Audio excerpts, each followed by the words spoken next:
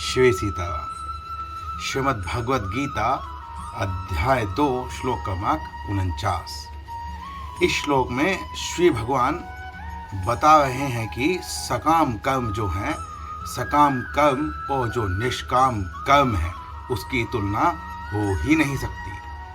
पिछले श्लोकों में भगवान ने कर्म करने की विधि को बताया है, कैसे हमें कर्म करना चाहिए, कैसे संग का त्याग कर देना चाहिए, कैसे अकर्ता बना जा सकता है, योगी की क्या स्थिति है, यह सब भगवान बता चुके हैं।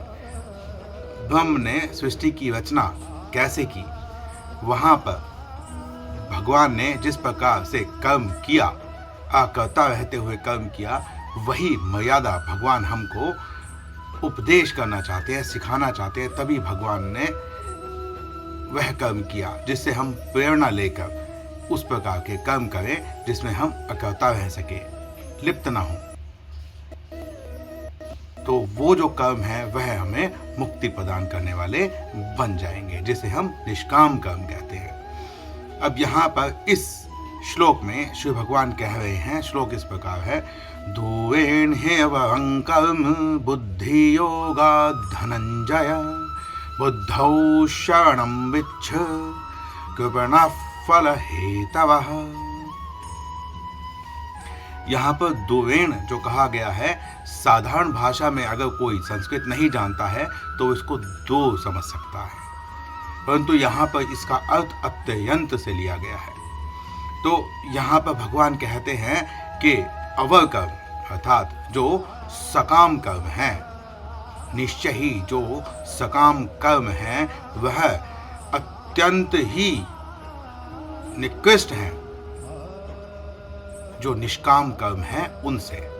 इसीलिए हे धनंजय, तुम बुद्धि योग अर्थात कर्म योग का आश्रय लो, बुद्धि की शरण में जाओ। बुद्धि यहाँ पर ज्ञान योग को नहीं कहा गया है, कर्म योग को कहा गया है, क्योंकि यहाँ पर भगवान कर्म करने का आदेश दे रहे हैं। और इसके अतिरिक्त बुद्धि और बुद्धि योग को भगवान ने कर्म योग क्यों लिया, सांख्य योग क्यों नहीं लिया? क्योंकि इससे पहले भगवान इसी अध्याय में कह चुके हैं कि यह बुद्धि मैंने तुम्हें अभी सांख्य अर्थात ज्ञान के विषय में कही थी, अब इस बुद्धि को तुम मुझसे कर्म के विषय में सुनो। तो इसीलिए यहाँ पर इस बुद्धि का अर्थ कर्म योग ही लिया जाना श्रेष्ठ है। अब यहाँ पर भगवान कहते हैं बुद्धो शरणम विच्छ अर्थात तुम बुद्धि की शरण में जाओ, कर्म योग की शरण में जाओ। कर्म योग हम जान चुके हैं कि किसी भी कार्य को करते हुए उसमें यदि हम लिप्त नहीं होते हैं, उससे आसक्ति संग नहीं रखते हैं,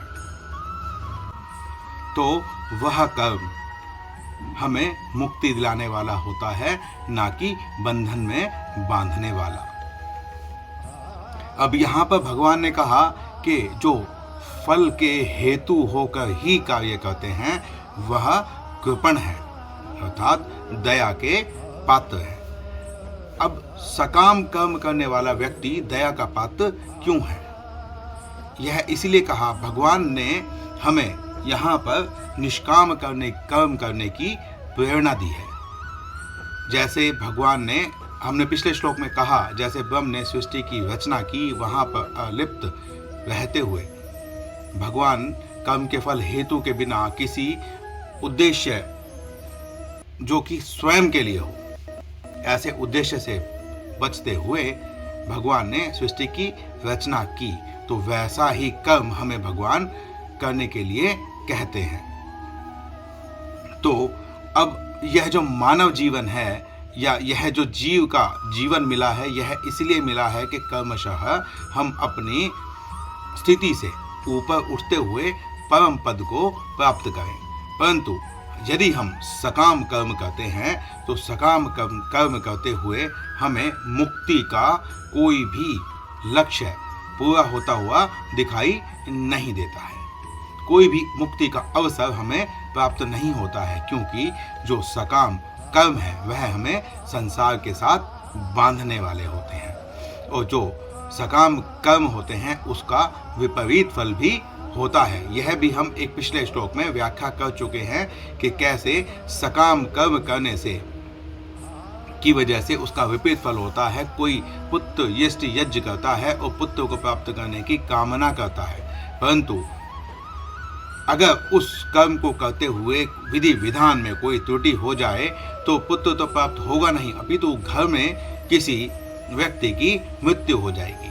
तो वहाँ पर विपरीत फल जो प्राप्त हो रहा है वह इसलिए प्राप्त हो रहा है क्योंकि मैंने उस कर्म को एक इच्छा से बंध कर किया, मैं उससे एक फल को चाहता था। अब मेरे चाहने से मुझे मनवांछित फल कैसे प्राप्त हो सकता है? फल तो मुझे वही प्राप्त होगा जिसका मैं अधिकारी हूँ, जितनी मेरी पात्रता है। इसीलिए सकाम कर्म जो है उसको हम साधारण भाषा में भी कहें तो भगवान यहाँ पर कहते हैं दूरेण, अर्थात दूर से ही नमस्कार कर दो। यह साधारण भाषा में है, यह संस्कृत की भाषा में नहीं। तो जो सकाम कर्म है उसको कभी भी नहीं करना चाहिए। हमें यह जो जन्म मिला है यह जन्म भगवत कृपा से मिला है, और भगवत कृपा हम पे इसलिए की गई ताकि हम अपने जीवन को क्रमशः उन्नति करते हुए उच्चतम अवस्था तक सतचित आनंद घन परमात्मा की शरण को ग्रहण कर सके, उनके निमित्त होकर कार्य कर सके। कोई भी कार्य करें उसमें फल जो है वह भगवान को समर्पित करके ही कर्म करें, इसी से हमारा उद्धार हो सकता है। परंतु भगवान ने कृपा करके यह जन्म हमको दिया, उसका जो उद्देश्य लक्ष्य होना चाहिए उसको भूलकर हम सकाम कर्म करने लगे कि हमें ये बड़ी गाड़ी चाहिए, हमें अच्छा पुत्र चाहिए, हमें बड़ा बंगला चाहिए, लोक में सब जगह पर मेरा नाम हो, मान मर्यादा मिले। तो यह सब हम सोचने लगे। इसीलिए भगवान कहते हैं कि वह दया का पात्र है, क्योंकि उसे अगर हम तुलनात्मक दृष्टि से जाएं तो भगवान ने उसे अमृत पान करने के लिए अमृत दिया, परंतु वह फिर भी मदिरा में घुस रहा है। तो वह उच्चतम चीज को, उच्चतम लक्ष्य को त्याग कर निचले स्तर के कार्यों को कर रहा है जो कि निषिद्ध कार्य है। इसीलिए भगवान ने कहा कि वह दया का पात्र है। हम लौकिक दृष्टि में भी देखते हैं कि यदि कोई व्यक्ति जो कि पात्र है, पढ़ लिख कर डॉक्टर बनने का पात्र वो हो गया है, वो एक बड़ा चिकित्सक बन सकता है, परंतु यदि वह से लाभ लेकर चिकित्सक ना बने और बल्कि वह बहुत नीच कर्मों में अपने आप को लगा ले, जिसे हम व्यसन कहते हैं, तो उसको आप दया का पात्र ही तो कहेंगे। और क्या कहेंगे कि इसको देखकर मुझे दया आती है कि ये क्या कर सकता था जीवन में और ये क्या कर रहा है। तो इसीलिए भगवान ने यहाँ पर कहा कि जो फल के हेतु के लिए कार्य करते हैं वो दया के पात्र हैं। तो इस श्लोक में भगवान यही कहते हैं कि जो सकाम कर्म है उसकी निष्काम कर्म से तुलना हो ही नहीं सकती। सकाम कर्म अत्यंत निकृष्ट हैं और निष्काम कर्म जैसा तो कुछ और इस लोक में है ही नहीं। इसीलिए भगवान ने कहा कि कर्म योग में स्थित हो जाओ, कर्म योग का आश्रय ले लो और फिर उसके पश्चात कर्म करो। जो ऐसा नहीं करता है वह दया का पात्र है, अर्थात निंदा के योग्य है। इस श्लोक में इतना ही। मिलते हैं अगले फिर किसी श्लोक में, अगले वीडियो में। शिव सीताराम।